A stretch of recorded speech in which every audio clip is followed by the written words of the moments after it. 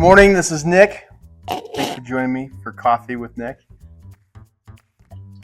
Today I wanted to talk a little bit about, I would call it a dirty secret in the painting industry.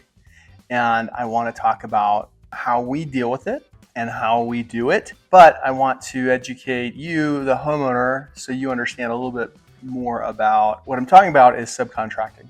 And in my industry, I don't think it's known universally, especially by homeowners, that a vast majority of the larger painting companies that you might know about subcontract out 90 to 100% of their work. And for many, many years, I was very negative on that practice, subcontracting at all. And I still have a negative connotation to it because of the way that a lot of companies have sprung up and a lot of companies operate on a day-to-day basis.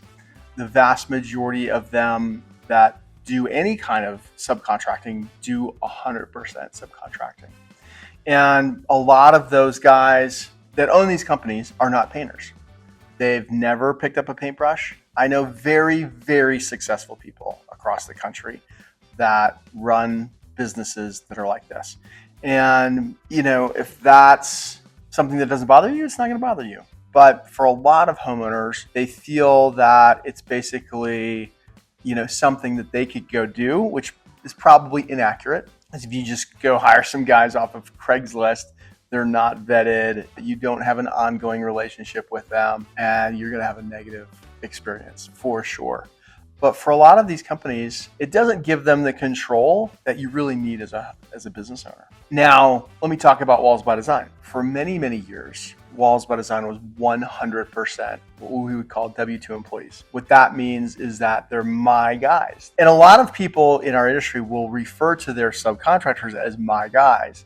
And some of them very inaccurately still really run them like employees. They literally pay them hourly, but they pay them a subcontractor really to avoid the taxes and some of those things and insurance. But a couple years ago, we started doing some what we call the ancillary items or the fries. You may have seen me in a video talk about the fries. The fries would be, we're painting your cabinets and you wanted some trim carpentry, so we bring in a carpenter. Now, at one point, I had a full-time trim carpenter. We honestly could not keep that person busy 100% of the time. So it was really hard. They need a full-time job.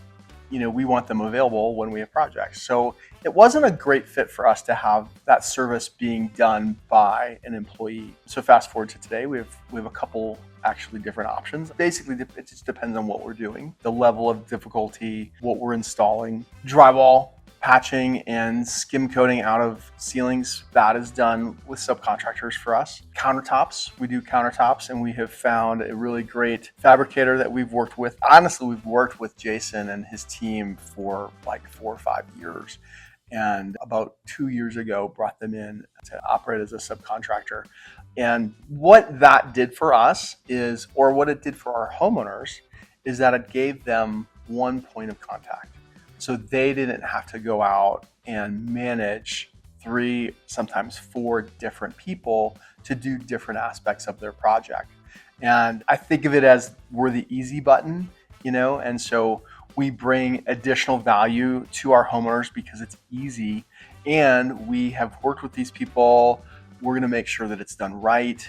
And it's been a good fit for us. We started to do that over the last couple of years. And that experience for me showed me that, we could do some things with subcontractors and bring value to our homeowners. It wasn't just me marketing, services and just handing it off to somebody else. So this year we looked around, I interviewed, this is over last winter, I interviewed some painting contractors that do subcontracting, and we started to bring a few teams on board. Now, they haven't all been great. We have narrowed the field, and so now it's probably only 2 teams, 2 maybe 3 teams of painters that we use for subcontracting. And what we've decided is we're not doing any cabinet painting with subcontractors, and we've decided that interior painting with subcontractors is most likely going to happen if we have a couple of scenarios. One, we have a time constraint. We have to get something done really quickly. Homeowners have not moved into the house, or the house is empty. And so it really comes down to speed to deliver. And so with so many people moving, that has been a game changer for us so that we actually can, get a house painted in a very short period of time, because my in-house guys just aren't capable of doing that. Here's a scenario we have literally this week. So homeowner bought a house, called us, we went out and took a look at it. They're trying to move in, I think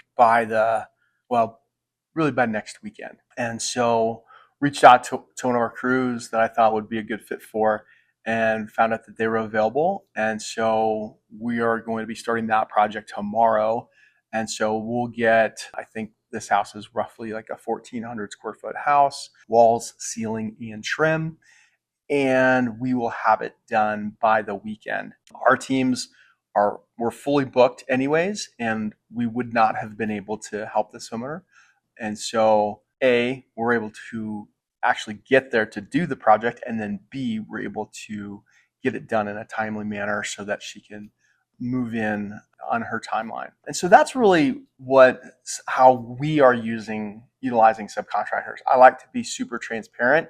I think most of our industry tries to just not talk about it.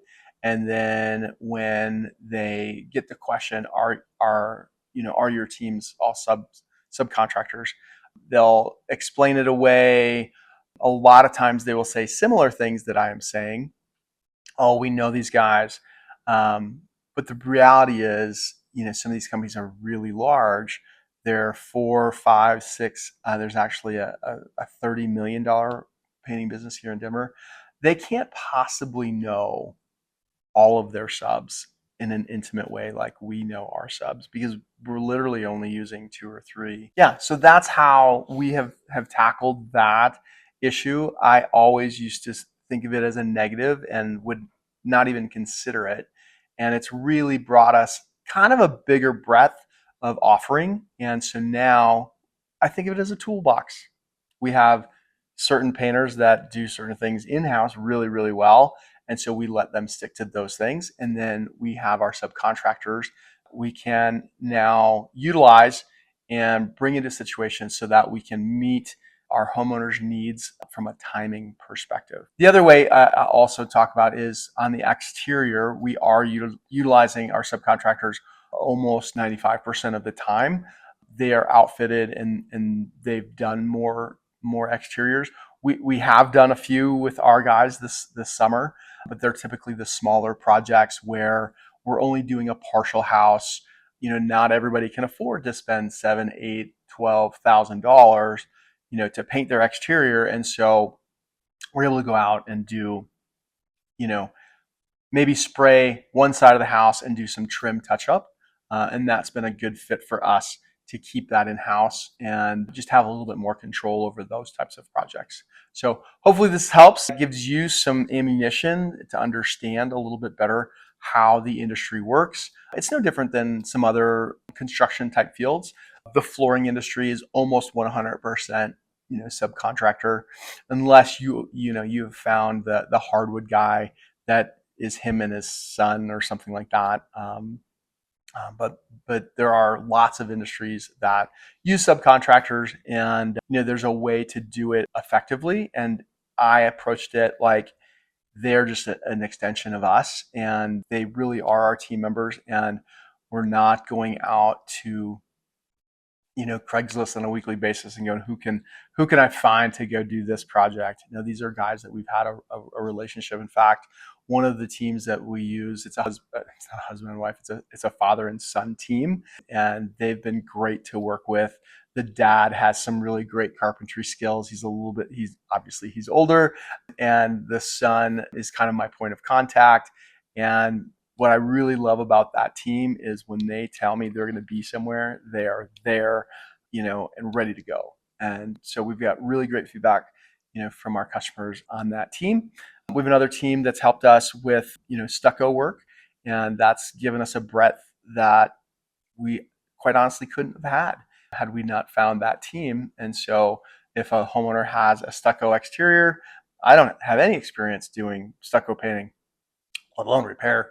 And so they've brought this ability for us to work on homes with stucco. So I hope this is helpful. I hope this is information that arms you as you move forward and you're talking to different companies. And this is just how we have decided to work and bring more value with the addition of subcontractors. So I'm Nick May. Hope you had some good coffee to drink. We'll see you next time.